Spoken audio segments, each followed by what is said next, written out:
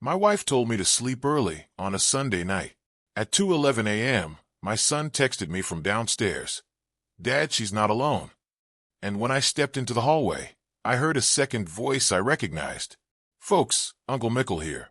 I've lived long enough to know that some moments don't arrive with sirens or warnings. They arrive quietly.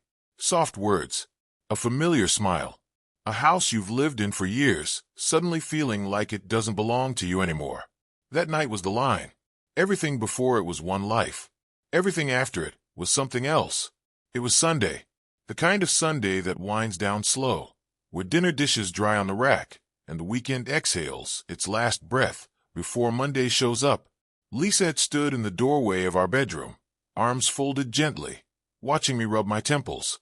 She smiled, not forced, not rushed, and said, "Why don't you sleep early tonight? You look tired." She kissed my cheek like she always did. Same perfume, same warmth, same woman I thought I knew. I remember nodding. I remember thinking how lucky I was to have a wife who noticed when I was worn down. I remember believing that marriage was a place you could rest. I lay in bed with the lights off, the house settling around me, floorboards popping, the hum of the heater. Somewhere down the hall, the faint glow from the living room TV faded as Lisa said she'd lock up and come to bed soon. Normal words. Ordinary night. Sunday night, the safest night of the week, if you ask me. Sleep didn't come right away. It rarely did back then. My mind wandered through work stress, bills, nothing important, nothing dangerous. Eventually, my breathing slowed. The world narrowed. And then, my phone buzzed on the nightstand. Not a call. A message. 2:11 a.m. From my son. "Dad, she's not alone." At first, my brain rejected it. Just flat out refused. I read it once. Then again. The words didn't rearrange themselves into something easier. They stayed exactly where they were. Heavy. Final. Like they knew something I didn't. I didn't reply. My fingers wouldn't move. I just sat up in bed, heart pounding so loud I was sure it could be heard downstairs. In that moment, every version of Lisa I'd ever known lined up in my head. Birthdays, arguments, lazy mornings, promises whispered in the dark. None of them fit with those 4 words on my screen. She's not alone. I swung my feet onto the floor. The carpet felt cold. Too cold. The hallway outside our bedroom was dark, but not fully. A thin line of light stretched from the bottom of the stairs. And there it was. Something I hadn't noticed before. A sound. Low. Muffled. A voice. Not the television. A voice. I froze. Folks, there's a moment right before the truth hits you where your body knows before your mind does. Your chest tightens. Your ears sharpen. Your stomach drops like it's already grieving. I took one step into the hallway. Then another. The voice drifted upward, bouncing off the walls I'd painted myself years ago. And that's when it happened, recognition. Not confusion. Not guessing. I knew that voice. I stopped breathing. I didn't shout. I didn't run. I didn't even think. I just stood there, barefoot in the dark, holding my phone like it might explain things if I stared hard enough. Sunday night. My house. My wife, Lisa. And a voice that didn't belong there. And that's where I'll pause for now, because what I heard next, and what I chose to do after that, changed not just my marriage, but the kind of man I decided to be. And once you hear something like that, folks, there's no one hearing it. Before that night, before 2:11 a.m. burned itself into my memory, life felt steady. Not perfect, just solid in the way you trust, without checking your footing every step. Lisa and I had been married long enough that routines had replaced surprises, and honestly, I took comfort in that. Same coffee mugs every morning. Same grocery store aisle arguments about which bread to buy. Same quiet understanding that if one of us stayed up late, the other would lock the doors. Our house wasn't fancy. 2 stories, creaky stairs, paint on the walls I'd touched up myself over the years. It smelled like old wood and laundry detergent. It smelled like a place where kids grew up and memories stacked on top of each other until the walls couldn't hold any more. Sunday nights were always slow there. No rushing, no guests, just the hum of the TV, leftovers warming in the microwave, and that shared silence couples slip into when they don't feel the need to fill every second with words. Lisa used to hum when she cleaned up the kitchen. Little half-tunes she never finished. She'd done that since the early days, back when we were younger and everything felt temporary in a good way. I remember standing in the doorway sometimes, watching her wipe the counters, thinking how strange it was that love could feel so ordinary and still be so deep. You don't notice the strength of a foundation when it's holding. You only notice when it cracks. My son was home that night, back from college for the weekend. That mattered more than I realized at the time. He'd been quieter lately, less sarcastic, more observant. I chalked it up to age. Kids grow. They start seeing their parents as people instead of fixtures. I didn't think twice about it. Sunday evenings were usually my wind down. I'd sit in my chair, scroll my phone, half-watch whatever was on. Lisa would move around the house, tidying up, checking doors, doing those little things that made me feel like everything was handled. When she told me to sleep early, it felt caring, like she was looking out for me. I even joked about it, said something like, "Guess I'm officially old now." She laughed. Same laugh I'd heard for years. Looking back, that's the part that messes with me the most. Nothing felt wrong enough to question. No slammed doors. No sharp words. No sudden coldness. If anything, Lisa had been calmer lately. Kinder even. I told myself that was a good thing. I told myself marriage at seasons, and maybe we were just in a quiet one. But there was one thing. Just one. Small enough that I ignored it. Earlier that evening, I'd asked her if she wanted to watch something together. She hesitated, just for a second. Then she said she had a headache and wanted to turn in later, after the house settled. Her eyes didn't meet mine when she said it. Not fully. I noticed it, filed it away, and did nothing with it. Because that's what we do, isn't it?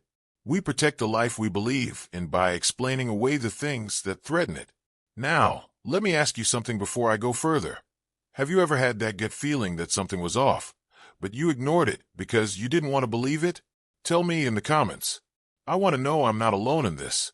I went upstairs that night believing I was stepping away from the world, not from the truth. Believing my marriage was a safe place to rest. Believing that Sunday nights were still sacred. I didn't know that downstairs something had already shifted. That my son was seeing things I wasn't. That silence had started to mean something else entirely. And the thing about trust, folks, it doesn't break all at once. It thins. Quietly. And by the time you notice the gap, you're already falling through it. I didn't go to sleep right away after Lisa told me to turn in. I lay there staring at the ceiling, listening to the house do what it always did at night. Pipes clicking, the wind brushing the siding. Sounds I'd memorized over years without realizing it. Nothing was wrong enough to set off alarms, and yet my body stayed awake, like it was waiting for something my mind refused to name. Downstairs, I could hear faint movement. Not loud, just footsteps, a cabinet opening, the low murmur of the TV. Lisa said she'd lock up and join me soon. That was normal. She liked to make sure everything was secure before bed. I trusted that. I trusted her. But minutes stretched. Then more minutes. At some point I checked the time. After midnight. Sunday bleeding into Monday. I told myself she'd fallen asleep on the couch. It had happened before. No reason to make a story out of it. Still, something tugged at me. A restlessness I couldn't shake. I texted my son, just a casual check-in. You still up? No urgency. No suspicion. Just a father poking his head into his kid's world. He didn't answer right away. When he did, it was short. Yeah, that should have been it. End of thought. But the feeling stayed. I listened harder. The TV volume downstairs was lower than usual, almost like it was being kept quiet on purpose. I caught what sounded like a laugh, quickly cut off. Not Lisa's laugh.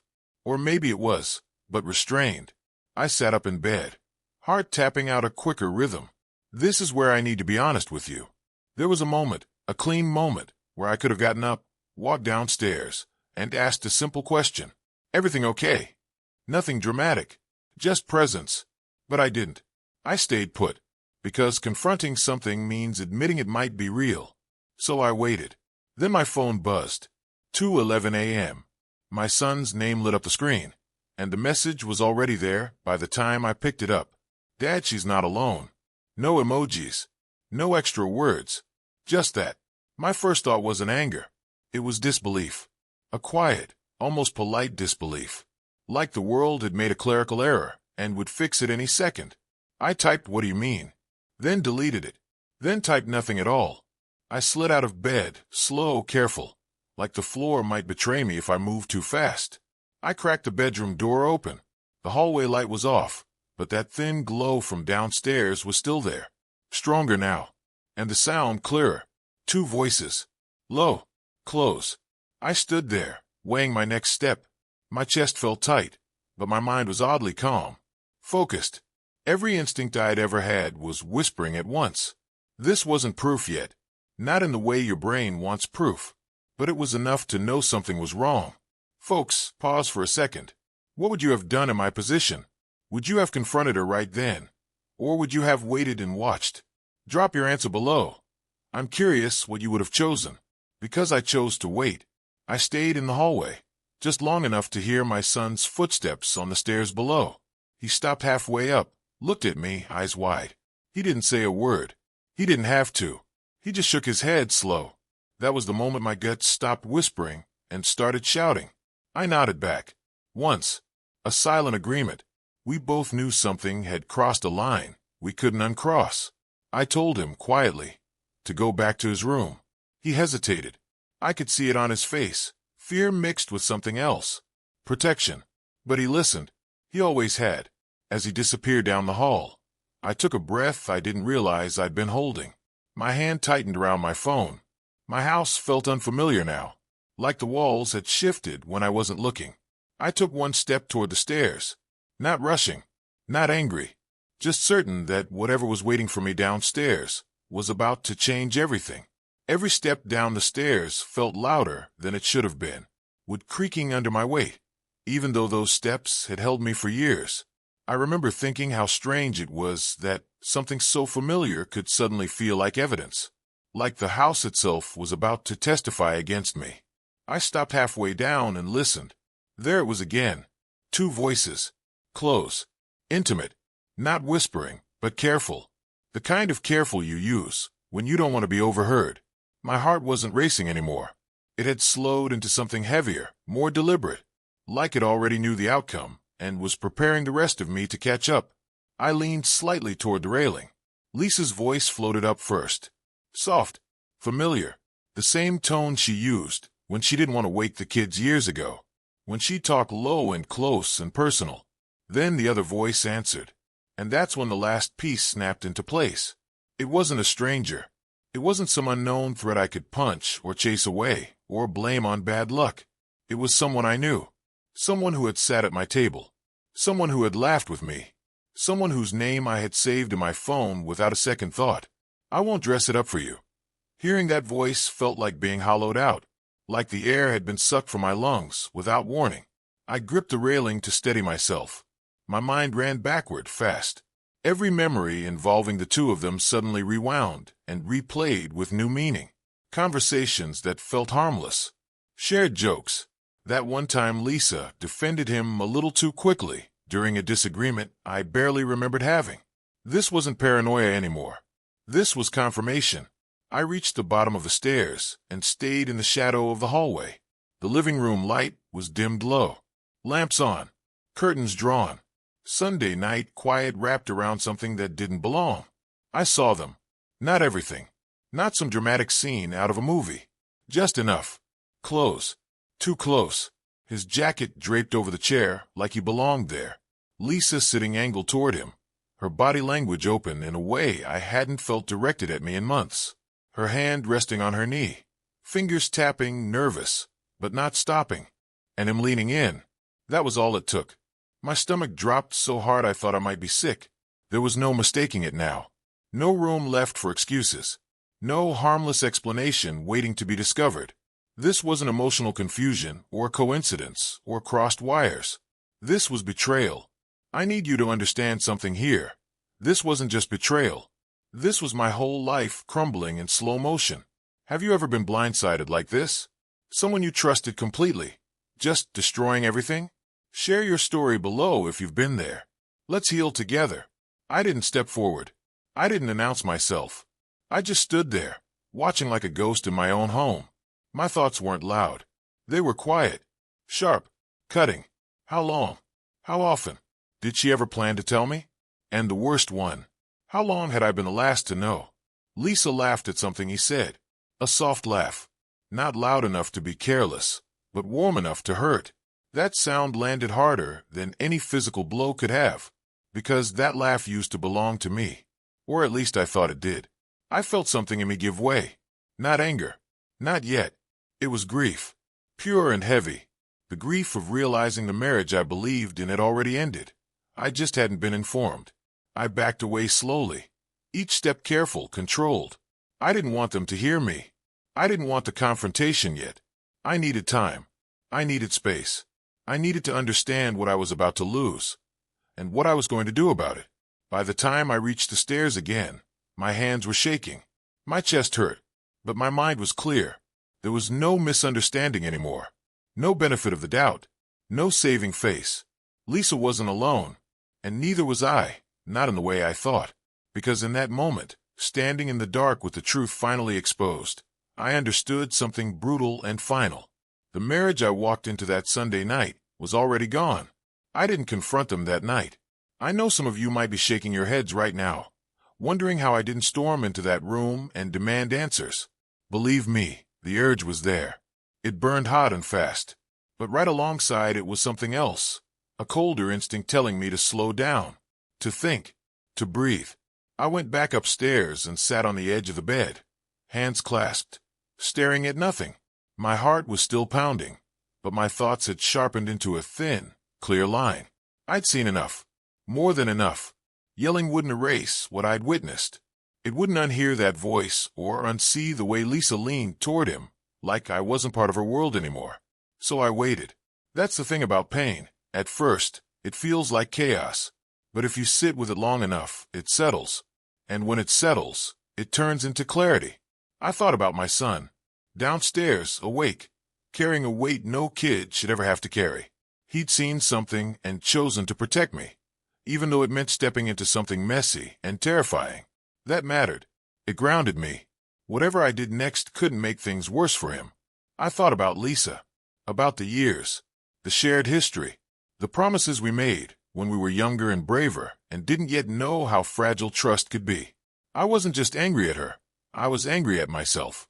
For missing signs, for choosing comfort over curiosity, for believing that love, once built, could never quietly rot from the inside. By the time the house went silent again, I had a plan. Not revenge, not theatrics. Control. I slept, if you can call it that. My body shut down out of necessity, not peace. When morning came, everything felt different. The light looked harsher, the air heavier. Lisa moved around the kitchen like nothing had happened, pouring coffee, asking if I'd slept okay. I watched her face carefully. No guilt, no panic, just normalcy. That told me more than words ever could. Over the next few days, I didn't accuse. I observed. I listened. I paid attention in a way I hadn't before. Phone turned face down more often. Sudden errands. Conversations that stopped when I walked into the room. Each small thing stacked neatly onto the truth I already knew. I started gathering what I needed. Not evidence for a courtroom, but clarity for myself. I checked dates, timelines, patterns. I wanted to understand the scope of the lie. Not because it would hurt less, but because I deserved to know what my life actually was. And somewhere in that process, something shifted inside me. The hurt didn't disappear, but it stopped running the show. I felt steadier, calmer, like a man who'd reached the bottom of a well and finally touched solid ground. You can only fall so far before there's nowhere left to go. Here's where I made my choice. Now I want to know, do you believe in revenge, or do you believe in walking away? What's the right move when someone destroys your trust? Comment below. I want to hear both sides. Because I chose neither. Not exactly. I chose truth. Clean. Public enough to end the lie. Quiet enough to keep my dignity. I wasn't going to beg. I wasn't going to threaten. And I sure wasn't going to pretend. I was done being the last person in my own life to know what was really going on. And once that decision settled in my chest, I felt something I hadn't felt since Sunday night. Not rage. Not fear. Resolve. Whatever came next, I'd meet it standing up. I chose the moment carefully. Not late at night. Not in anger. Not when emotions could spiral into shouting and excuses. I waited for a Sunday afternoon the following week, when the house was bright and honest, and there was nowhere for shadows to hide. When lies sound thinner in daylight, Lisa was at the kitchen table, scrolling her phone. Relaxed. Comfortable. Like someone who believed they were still in control of the story. I stood across from her, calm enough that even I was surprised. I said her name once. She looked up, and in that second, just that second, I saw it. Recognition. Not confusion. Not innocence.